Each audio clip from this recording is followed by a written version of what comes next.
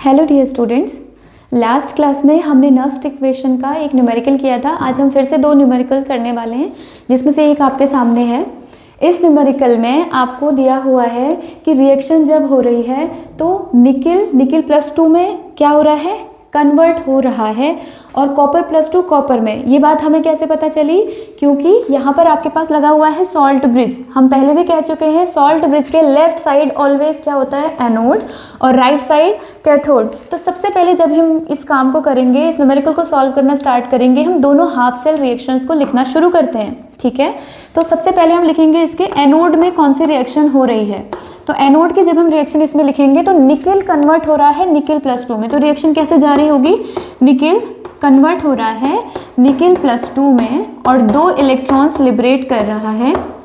इसके बाद कैथोड की जब हम रिएक्शन लिखेंगे तो कैथोड की रिएक्शन में क्या हो रहा है, कॉपर +2 आपके पास जो है वो 2 इलेक्ट्रॉन को एक्सेप्ट करके किस में कन्वर्ट हो जा रहा है, कॉपर सॉलिड में। यहाँ से अब हम ओवरऑल रिएक्शन लिखेंगे। जैसे कि हम पहले भी कहते आए हैं कि एनोड में जितने इलेक्ट्रॉन लिबरेटेड हैं 2 इलेक्ट्रॉन कैथोड ने एक्सेप्ट कर लिए हैं, तो इसका मतलब ये इलेक्ट्रॉन कैंसिल आउट हो सकते हैं।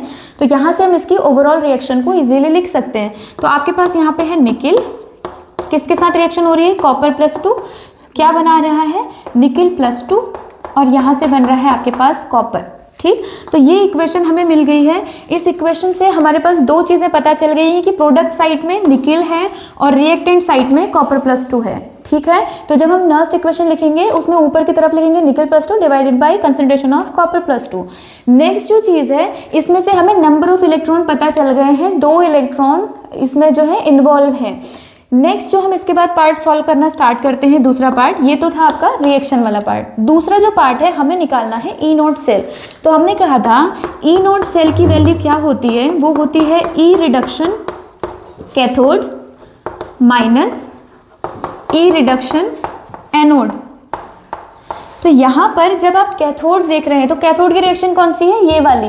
तो रिडक्शन पोटेंशियल फॉर कॉपर क्या वैल्यू गिवन है, 0.34। तो यहाँ पे क्या ये रिडक्शन पोटेंशियल है, पहले हमें ये भी वेरीफाई करना जरूरी है। तो देखिए हम हमेशा लेफ्ट टू राइट मूव करते हैं, कॉपर +2 कॉपर में कन्वर्ट हो रहा है। नंबर ऑफ इलेक्ट्रॉन जो है इसमें से 2 इलेक्ट्रॉन्स जो है क्या हो रहे हैं, ये एक्सेप्ट करके कॉपर में कन्वर्ट हो रहा है। तो क्या ये रिडक्शन है, यस। तो इसका मतलब ये रिडक्शन पोटेंशियल है। वैसे ही यहाँ पर जो आपको गिवन है निकिल +2 निकिल में कन्वर्ट हो रहा है, तो ये भी रिडक्शन पोटेंशियल ही है। ठीक है, तो इसलिए हमें इन्हें कुछ चेंज करने की जरूरत नहीं, हम डायरेक्ट वैल्यू पुट करेंगे।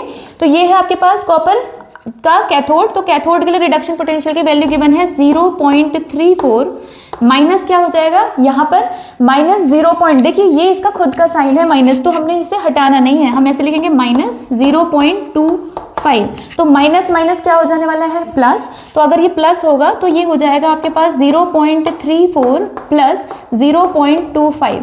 तो क्या बन जाएगा ये आपके पास, 4 and 5 9, 3 and 2 5।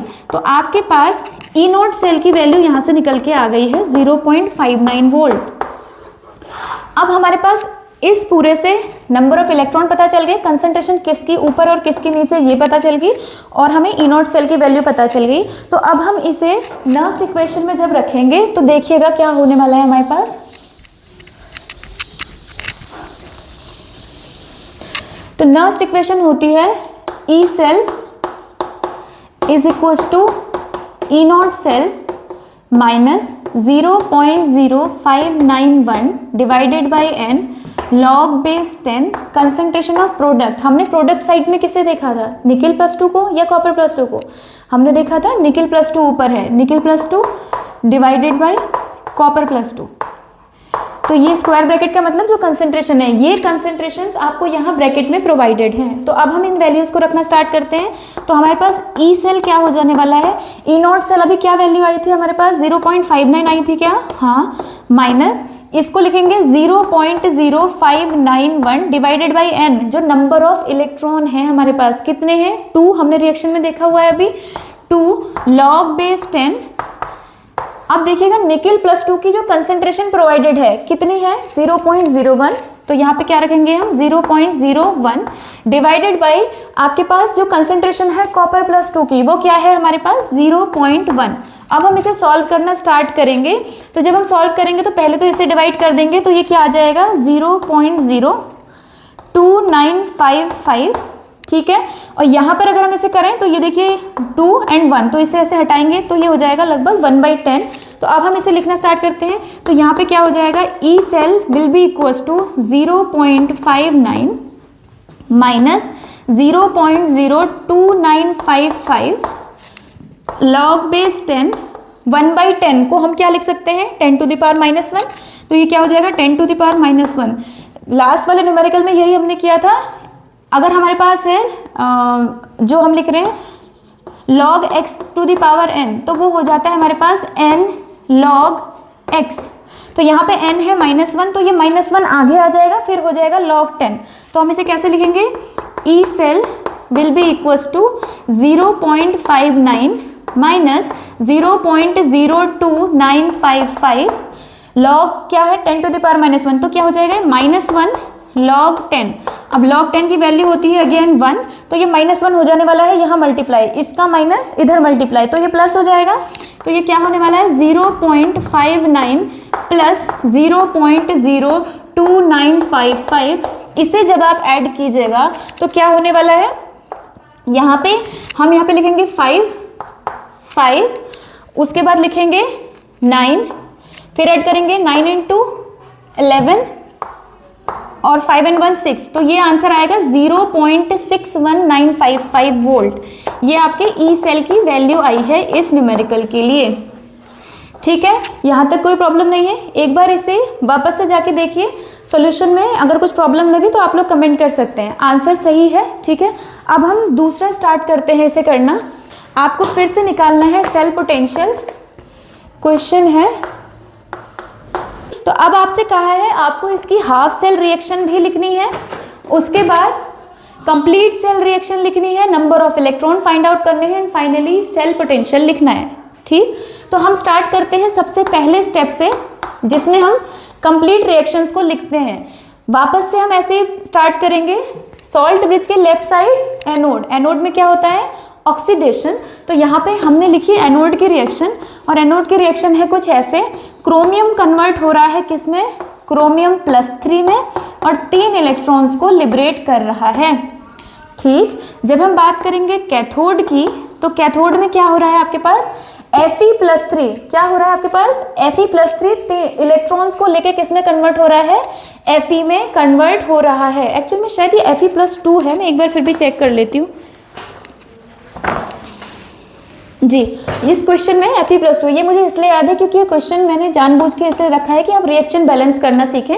तो ये Fe+2 की रिएक्शन है। ठीक, तो यहाँ पर क्या होने वाला है आपके पास, Fe+2 आपके पास था, इसने 2 इलेक्ट्रॉन एक्सेप्ट करे और ये कन्वर्ट हो गया Fe में। ठीक, अब हम इसकी ओवरऑल रिएक्शन लिखेंगे, लेकिन पिछली बार की तरह हमें ये ध्यान में रखना है कि कहीं इलेक्ट्रॉन ऊपर और नीचे कम तो नहीं है। उस केस में हमें इक्वेशन को बैलेंस करना है ताकि नंबर ऑफ इलेक्ट्रॉन सेम हो जाए, है ना। तो यहाँ पे अगर हम देखेंगे, इधर आप देखिएगा नंबर ऑफ इलेक्ट्रॉन है 3, इधर नंबर ऑफ इलेक्ट्रॉन है 2, तो ये इक्वेशन बैलेंस नहीं हो सकती। इस केस में हमें अगर इक्वेशन को बैलेंस करना है तो इसको इसके फॉर्म में, इसको इसके फॉर्म में ओवरऑल कन्वर्ट करना पड़ेगा। तो उसके लिए मैं क्या कर सकती हूँ, अगर मैं इसको 2 से मल्टीप्लाई कर दूँ तो 3 2 जा 6 इलेक्ट्रॉन हो जाएंगे, और अगर इसको 3 से मल्टीप्लाई कर दूँ तो 3 2 जा 6, यहाँ पर भी कितने इलेक्ट्रॉन हो जाएंगे 6 इलेक्ट्रॉन। तो मैं ऐसा ही करती हूँ, इन इक्वेशन को मैं मल्टीप्लाई करती हूँ, इसको 2 से और इसको 3 से। अब जब मैं इसे मल्टीप्लाई करूंगी तो 2 3 जा 6 इलेक्ट्रॉन इसके पास, 3 2 जा 6 इलेक्ट्रॉन इसके पास। अब जितने इलेक्ट्रॉन एनोड में आपके लिबरेटेड हैं, कैथोड में उतने कंज्यूम हो गए हैं। तो उस केस में हम रिएक्शन को कंप्लीट लिख सकते हैं। लेकिन याद रखिएगा, ये जो 2 मल्टीप्लाई हुआ है ये सभी के साथ हुआ है, हर एक स्पीशीज के साथ। ठीक, तो यहाँ पे क्या हो जाएगा आपके पास ओवरऑल रिएक्शन, 2 क्रोमियम है ना, 2 क्रोमियम प्लस आयरन कितने हैं यहाँ पे 3 Fe+2, क्या हो जाएगा रिएक्शन इसके बाद, क्रोमियम +3 कितने बने हैं, अगेन 2 क्रोमियम +3, और साथ में अब आपके पास क्या बच गया है 3, क्या है Fe, 3 Fe। तो ये है हमारे पास ओवरऑल रिएक्शन जो हमें लिखनी है। इसे बहुत ध्यान से देखिएगा, पॉज करके आप लोग देख लीजिएगा कि इसमें कोई मिस्टेक तो नहीं है। देखिए 2 × 3 यानी कि 2 × 3 6 इलेक्ट्रॉन, यहाँ भी 3 × 2 6 इलेक्ट्रॉन। तो जैसे जैसे इलेक्ट्रॉन के लिए मल्टीप्लाई किया है वैसे ही उसी से सबको मल्टीप्लाई किया जाएगा रिएक्शन की। तो 3Fe + 2 plus twice 6 electron is equal to 3Fe solid. ठीक, तो ये आपकी ओवरऑल रिएक्शन है। अब इस रिएक्शन को देख के हमें क्या पता चला है, पहली बात ये देखिए, कंसंट्रेशन टर्म्स जब हम लिखेंगे, रिएक्शन कोफिशिएंट जब हम लिख रहे होते हैं तो प्रोडक्ट की कंसंट्रेशन में उसका स्क्वायर होता है, किस चीज उसका कोफिशिएंट आता है उसके पार में। तो यहाँ पे क्रोमियम की कंसंट्रेशन जो भी प्रोवाइडेड होगी, सपोज यहाँ पे दिया 0.1, तो इसकी पावर क्या हो जाएगा 2, और वहीं जब आयरन लिखेंगे तो उसकी क्या हो जाएगा पावर 3। तो इस चीज को अगर मैं इसके लिए रिएक्शन कोफिशिएंट लिखूं तो concentration of product in respect to the ionic species कौन है, क्रोमियम, तो ये क्या हो जाएगा, क्रोमियम की कंसंट्रेशन, क्रोमियम +3 की कंसंट्रेशन का स्क्वायर डिवाइडेड बाई यहाँ पर क्या है Fe + 2 की कंसंट्रेशन का क्यूब। कंसंट्रेशन आपको प्रोवाइडेड है, लेकिन ये रिएक्शन कोफिशिएंट में स्क्वायर और क्यूब करना हमें याद रखना है। ठीक, यहाँ तक ये सारी चीज क्लियर है। उसके बाद इसी से एक और चीज हमें पता चली है, क्या कि नंबर ऑफ इलेक्ट्रॉन इस रिएक्शन में कितने इन्वॉल्व हैं। यहाँ पर नंबर ऑफ इलेक्ट्रॉन 2 या 3 नहीं है, बल्कि कितने हैं 6। तो यानी कि n की वैल्यू हमें यहाँ से क्या पता चली है 6। तो इस रिएक्शन को आप नोट कर लीजिएगा। इसके बाद हम आगे प्रोसीड करेंगे E0 सेल कैलकुलेट करने के लिए। इन वैल्यूज को मैं अभी इरेज नहीं कर रही हूँ क्योंकि अभी हमारे पास ई सेल कैलकुलेशन में इसकी जरूरत पड़ने वाली है। ठीक, तो अब हम मूव करते हैं E0 सेल। E0 सेल क्या होता है, E0 cell is equal to E reduction cathode minus E reduction anode. अब आप ये बताइएगा, जो हमारे पास कैथोड है वो कौन सा है, हमने देखा था सॉल्ट ब्रिज के राइट साइड कैथोड है ना, और लेफ्ट साइड एनोड है। तो कैथोड है Fe+2 से Fe वाली जो रिएक्शन है यानी कि आयरन का है। तो आयरन के लिए ये वैल्यू कितनी प्रोवाइडेड है, -0.44। साथ में ये भी हमें ध्यान रखना है कि क्या ये रिडक्शन पोटेंशियल है या ऑक्सीडेशन पोटेंशियल, क्योंकि हम फॉर्मूले में रिडक्शन पोटेंशियल ले रहे हैं, है ना। तो Fe+2 टू Fe है ना, तो 2 इलेक्ट्रॉन अगर इसने एक्सेप्ट करके Fe में ये कन्वर्ट हुआ है तो ये रिडक्शन है, तो इसका मतलब ये रिडक्शन पोटेंशियल ही है। तो यहाँ पर -0.44 रिडक्शन पोटेंशियल ऑफ आयरन। इसके बाद यानी कि कैथोड माइनस ये साइन इसका आया है। अब हमारे पास रिडक्शन पोटेंशियल ऑफ एनोड चाहिए। तो एनोड हमारा क्या है, क्रोमियम +3 वाली जो रिएक्शन है यानी कि क्रोमियम एनोड है, लेकिन चाहिए हमें इसका भी रिडक्शन पोटेंशियल। तो क्रोमियम +3 से क्रोमियम कन्वर्जन, क्या ये रिडक्शन है, हाँ रिडक्शन है। तो ये पोटेंशियल कौन सा गिवन है, रिडक्शन पोटेंशियल। तो फिर इसकी वैल्यू क्या है, -0.44। ये आपको एक चीज इसमें ये ध्यान रखनी है कि ये लगाने से पहले ब्रैकेट लगा लीजिएगा ताकि कभी आप कंफ्यूज हो कि एक ही माइनस रख के कैलकुलेट कर दें। ठीक, माइनस माइनस यहाँ पे क्या हो जाएगा +0.74 और इधर क्या है -0.44। तो जब आप इसको कैलकुलेट कीजिएगा तो इसमें से होगा तो ये माइनस, लेकिन मैग्नीट्यूड में पॉजिटिव चार्ज वाली स्पीशीज बड़ी वैल्यू बड़ी है, तो इसलिए इसका ओवरऑल साइन क्या आने वाला है, पॉजिटिव। तो ये क्या है आपके पास 0.74 डिवाइडेड बाय -0.44, तो ये क्या हो जाएगा आपके पास 0.30। तो इसका आंसर जो आने वाला है आपके पास वो आएगा E0 सेल की जो वैल्यू है वो है 0.30। तो अब हमारे पास क्या क्या आ गया, E0 सेल 0.30 है और बाकी सारी वैल्यूज ही हमारे पास हैं। अब मैं इसे इरेज करती हूँ, है ना, और उसके बाद हम निकालेंगे नर्स्ट इक्वेशन की हेल्प से सेल पोटेंशियल। ठीक है, तो यहाँ पे हम क्या करने वाले हैं, अब हमने लिखा E cell is equal to क्या होता है, E0 cell minus 0.0591 divided by n log base 10 concentration of product. ये Q जो है log Q होता है ना, तो वो क्या है, क्रोमियम +3 की कंसंट्रेशन का स्क्वायर। तो मैं यहाँ पे लिख दे रही हूँ पहले स्टार्टिंग में, क्रोमियम +3 की कंसंट्रेशन का स्क्वायर डिवाइडेड बाई Fe+2 की कंसंट्रेशन का क्यूब, अब ये जो n है, कितने नंबर ऑफ इलेक्ट्रॉन है, 6। ये जो वैल्यू है क्या है 0.30। तो इतनी सारी चीजें हमें अभी पता है। अब हम इसके बाद सॉल्व करना स्टार्ट करेंगे। अब मैं लिख रही हूँ E cell is equal to 0.30 minus ये 0.0591 डिवाइडेड बाई 6, क्या आएगी इसकी वैल्यू 0.0591 डिवाइडेड बाई 6 करेंगे। इसके बाद log base 10 कंसंट्रेशन, क्रोमियम +3 की कंसंट्रेशन क्या प्रोवाइडेड है, 0.1 का स्क्वायर। मैं लिखूंगी यहाँ पे, डायरेक्ट लिख रही हूँ 0.1 का स्क्वायर डिवाइडेड बाई, जब हम बात कर रहे हैं Fe+2 की, तो Fe+2 की कंसंट्रेशन है 0.01। तो ये क्या है आपके पास 0.01 का क्यूब इसे सॉल्व कीजिएगा, क्या आता है इसका आंसर, कीजिए आप, साथ में मैं भी करती हूँ, ठीक है। तो ये हो जाएगा 0.1 का स्क्वायर डिवाइडेड बाई 0.01 का क्यूब। तो 0.1 का स्क्वायर करेंगे तो क्या आ जाएगा 0.01, और जब हम क्यूब करेंगे तो 0.000001, ठीक। इसको जब मैं सॉल्व करूंगी तो इस पॉइंट से इसको अगर मैं हटाऊं तो ऊपर 2 हैं और नीचे कितने हैं 6, तो ये क्या हो जाएगा आपके पास 10 टू द पावर 4, ठीक है। तो ये मैंने लिखा है 10 टू द पावर 4। अब log 10 टू द पावर 4 क्या हो जाएगा 4 log 10, है ना। तो अगर ये 4 log 10 होगा तो मैंने ये लिख दिया है 4 आगे आ जाएगा log 10, log 10 की वैल्यू होती है 1, तो 0.00985 को इस 4 से मल्टीप्लाई किया है। जब इसे मल्टीप्लाई करेंगे तो हमें मिलेगा 0.0394, और जब हम इसे सब्ट्रैक्ट करते हैं तो फाइनली आपके पास आंसर आता है 0.2606 volt. So this is the answer of the numerical.